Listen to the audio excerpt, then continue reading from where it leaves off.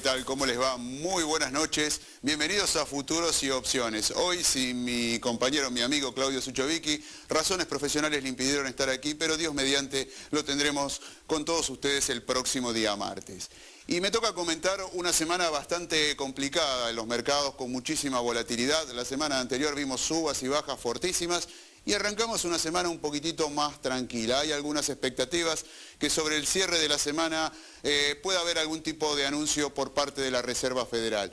Pero la verdad es que los mercados están muy nerviosos y hay muchos que se preguntan qué tiene en común esta crisis que estamos viendo en el 2011 con aquella del 2008.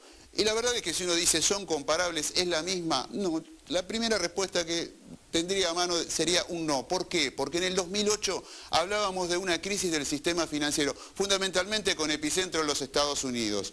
Los estados salieron a ayudar a los bancos en muchos casos y fueron los que se endeudaron. La crisis actual es una crisis de endeudamiento, una crisis donde ahora son los propios estados los que tienen el problema y acá no hay salvataje posible. Entonces uno se pregunta, ¿qué es lo que puede venir luego de esto? ¿Alguna sucesión de default? Es improbable que esto suceda, o impensable si quieren. Tal vez algunas reprogramaciones. Veremos cómo continúan. ¿Qué otra alternativa puede haber? Emisión para licuar la deuda, y algo de esto está pasando con lo que está haciendo la Reserva Federal en los Estados Unidos. Ustedes ven despreciarse el dólar absolutamente contra todo en los últimos tiempos. La tercera alternativa, y podría venir un estancamiento al estilo de Japón. Y la verdad es que los mercados de alguna manera parecieran que están comprando esta última alternativa. Es allí donde están las dudas de los mercados. Un enfriamiento de la economía, algunos hablan de posible recesión. Habrá que ver. ¿Los mercados se están anticipando? ¿Son infalibles? No, la verdad que no son infalibles. Siempre que bajan no están anticipando una recesión. Y queda allí en las estadísticas, quizás como uno de los ejemplos más claros, lo que sucedió en octubre de 1987. Allí sí hubo pánico. Hoy los diarios a veces titulan con títulos, letras de molde, caída de los mercados, que los mercados se hunden. ¿Quiere que le diga la verdad? A esta altura del año, Wall Street está bajando entre 6 y un 7%. Pero en aquella oportunidad, ese lunes negro en Wall Street, el Dow Jones bajó en un solo día un 20%. ¿Qué vino después? ¿Hubo recesión? No, no hubo recesión.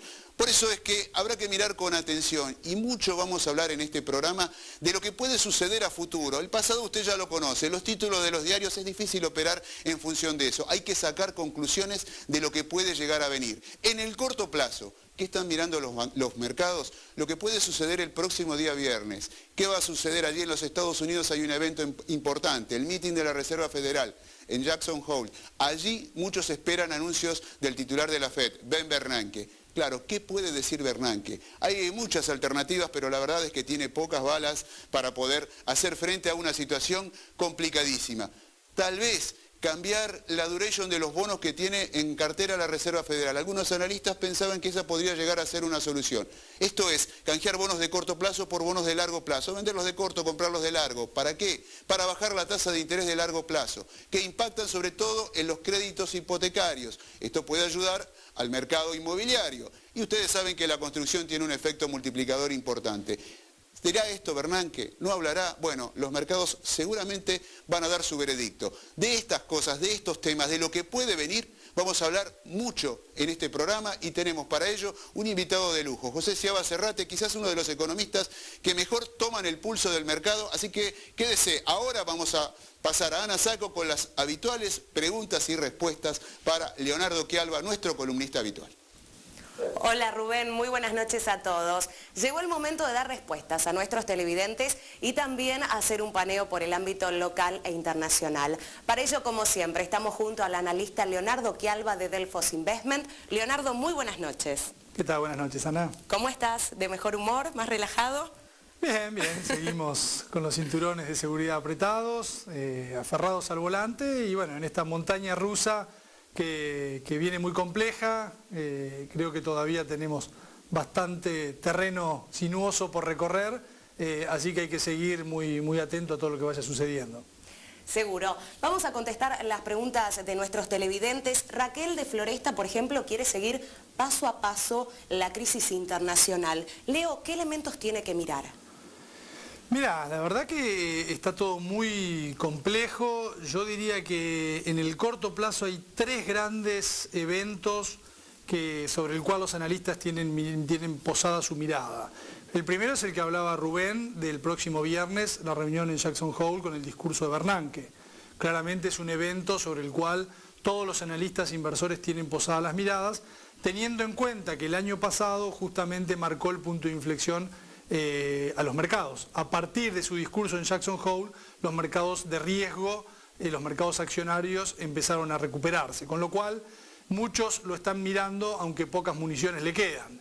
El otro evento es el discurso de Obama, el 5 de septiembre, en el cual también hay un análisis muy profundo de lo que pueda llegar a decir en relación a la política económica y también a decisiones de política fiscal de corto plazo, es decir, cuánto margen adicional o qué es lo que puede llegar a anunciar Obama en relación a paquetes de estímulos o paquetes de infraestructura de corto plazo que puedan alentar el ritmo de la economía americana.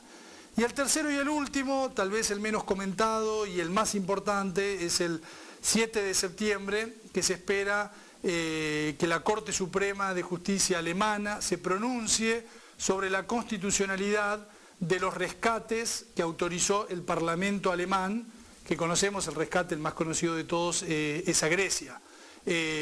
Había todavía una cosa pendiente que era si el Ejecutivo y el Legislativo estaban autorizados por la Constitución a hacer este tipo de salvatajes. Bueno, esa palabra final la vamos a tener el 7 de septiembre con, como en cualquier país del mundo, la palabra de los jueces de máxima instancia diciendo si realmente lo que se ejecutó y lo que se hizo estaba dentro del marco de la ley. Muy bien, Leo, uno de los hechos que vos mencionaste, a estar atentos, el próximo discurso del titular de la Reserva Federal, Ben Bernanke, va a hablar este viernes. Y puntualmente Pablo dice, ¿no?, que casi todo lo que lee habla justamente de este discurso que va a pronunciar el próximo viernes Ben Bernanke. ¿Qué es lo que puede llegar a decir? Y hay mucha expectativa por lo que decía. El año pasado fue un punto de inflexión muy importante al anunciar el programa de relajamiento monetario 2, es decir, salió a recomprar bonos del Tesoro inyectando dólares a la economía. Esa es la alternativa de la hipótesis de máxima, que pueda llegar a anunciar lo mismo. La verdad es que no creo que tenga el marco político e institucional como para poder realizarlo.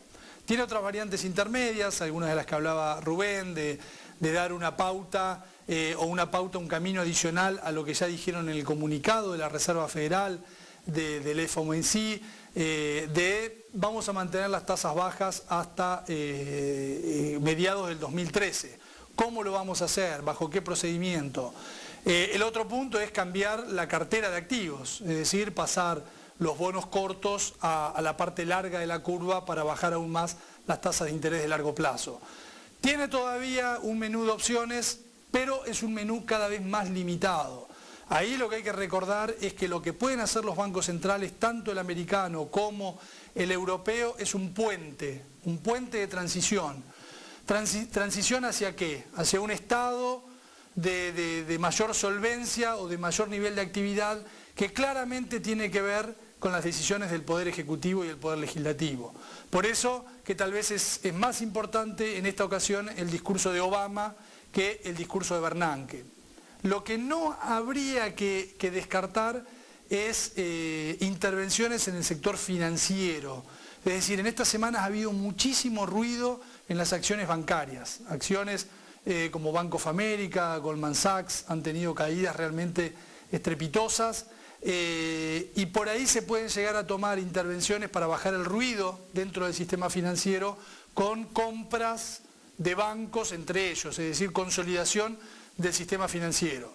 De todas maneras, yo creo que el problema del sistema financiero no es tan grave en Estados Unidos, donde hay un nivel de apalancamiento de 10 veces, o sea, tienen un activo superior a su patrimonio neto en 10 veces, mientras que en Alemania ese ratio es entre 20 y 30, en Alemania y en Europa. Con lo cual, el problema en sí del sistema financiero es más grave en Europa que en Estados Unidos, con lo cual uno requeriría de esas mayores intervenciones, en todo caso mucho más por parte del Banco Central Europeo que por parte de la Reserva Federal Americana. Muy bien, ya en el plano local, una preocupación que creo tenemos todos los que vivimos aquí en el país. Alberto de Palermo consulta si la Argentina está muy expuesta a los vaivenes internacionales. Es muy buena la pregunta, se ha estado debatiendo mucho en estos días. La verdad que Argentina está aislado financieramente del resto del mundo, es un país que no ha tomado deuda, ha bajado notoriamente sus índices justamente de endeudamiento, con lo cual desde el plano financiero estamos mucho más aislados que cualquier otro país que requiera todos los meses tener que salir a tomar nueva deuda a los mercados en situaciones de estrés.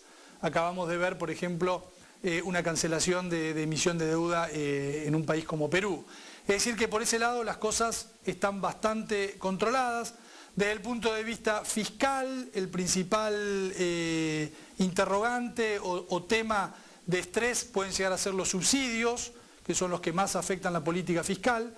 Y en ese sentido, la Argentina hoy es un trade que vende soja y compra petróleo. Como en estos días bajó el petróleo mucho más que lo que bajó la soja, en ese sentido la situación le ha mejorado para lo que pueda llegar a ser el impacto fiscal.